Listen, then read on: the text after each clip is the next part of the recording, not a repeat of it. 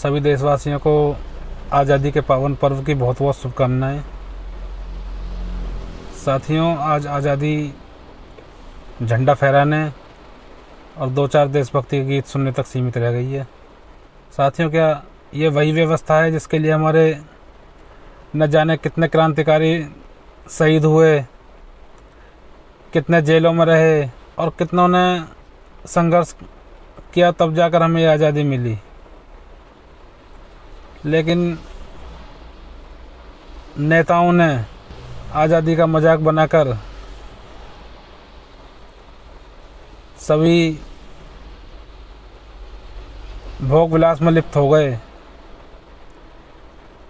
1947 से लेकर आज तक सभी ने जिसको जब मौका मिला केवल और केवल अपने घर भरे हैं। साथियों, ऐसी सरकारी व्यवस्था में कौन सी नेताओं को नोट छापने की मशीनें मिल जाती हैं कि हमने देखा था राजनीति में आने से पहले बहुत से लोग कच्चे घरों में रहते थे और आज वो धनकुबेर बन बैठे। ये सारा देश की व्यवस्था का पैसा था जो कहाँ जाना था और कहाँ पहुँच गया। अगर एक सांसद का वेतन हम आज 2 लाख रुपए भी मान लें तो 5 साल में 1.25 करोड़ से ज़्यादा नहीं होता। लेकिन आप ऐसे किसी भी सांसद को उठाकर देख लीजिए 5 साल बाद जो हज़ारों करोड़ों के मालिक बन बैठे। आप कहीं भी किसी व्यवस्था में देख लीजिए,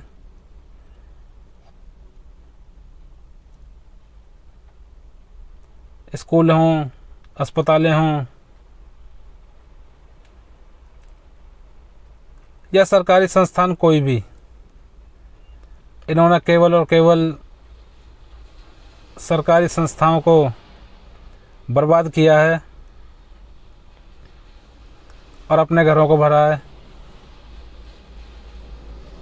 आज आप देख लीजिए, ज़्यादातर बड़े बड़े स्कूल, कॉलेज या अस्पताल,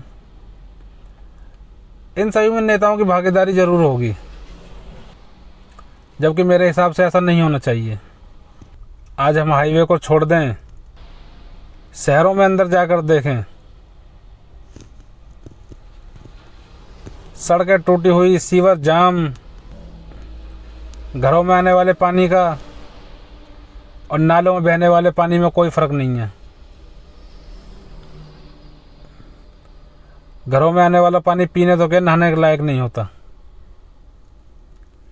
और बहुत सी जगह ऐसी हैं जहां आज भी घरों में पानी नहीं जाता।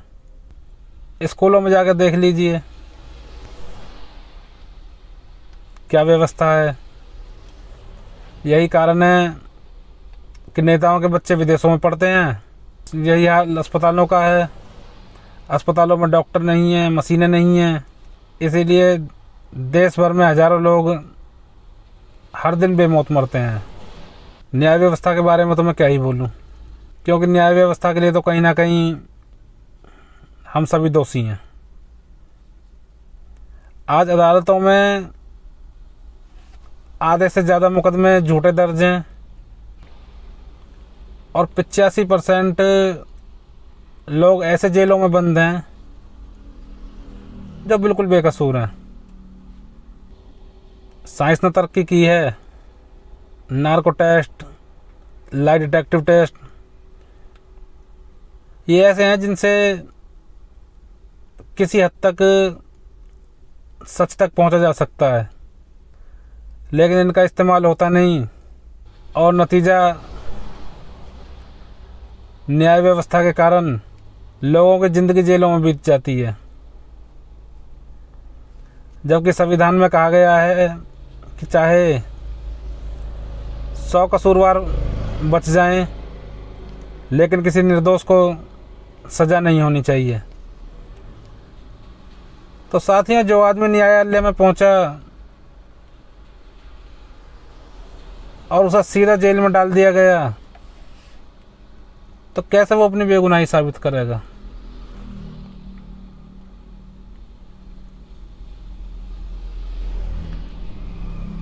तो साथियों, इस व्यवस्था को कहीं ना कहीं तो बदलना होगा।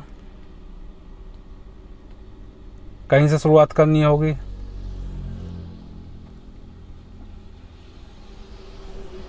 व्यवस्था बदलने के लिए कोई आसमान से नहीं आएगा, कोई ज़मीन फाड़ कर नहीं निकलेगा।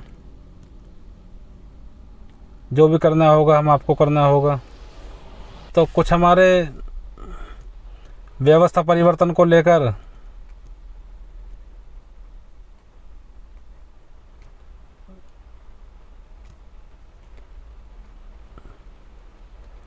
तो साथियों, व्यवस्था परिवर्तन को लेकर कुछ बातें हैं जो मैं आपके सामने रख रहा हूँ। साथियों, सभी के पास वोट वापसी का अधिकार होना चाहिए। यदि नेता को अधिकार है अपना समर्थन जब चाहे किसी को ले लिया, जब चाहे किसी को दे दिया, तो जनता के पास भी अधिकार हो कि यदि उनका जनप्रतिनिधि जिन कामों के लिए उनको चुना गया है वो काम करने में कहीं असफल हों, तो जनता के पास उन्हें वापस बुलाने का अधिकार हो। साथियों, दूसरा, सबको शिक्षा, सबको अधिकार तब संभव है जब सभी नेताओं, सरकारी अधिकारियों व कर्मचारियों के बच्चे सरकारी स्कूलों में पढ़ें, सभी का सरकारी अस्पतालों में इलाज हो। जब ऐसा होगा तो मैं दावे के साथ कह सकता हूँ, सरकारी स्कूलों में शिक्षा के सभी साधन उपलब्ध होंगे और अस्पतालों में सभी चिकित्सकीय साधन उपलब्ध होंगे। तो साथियों, अगर आप मेरी बात से सहमत हो तो मेरे साथ जुड़िए, जिससे हम ज़मीन पर उतरकर अपनी आवाज़ सरकार तक पहुंचा सकें और अपने महापुरुषों के सपनों का भारत बना सकें। जय हिंद, जय भीम, जय भारत।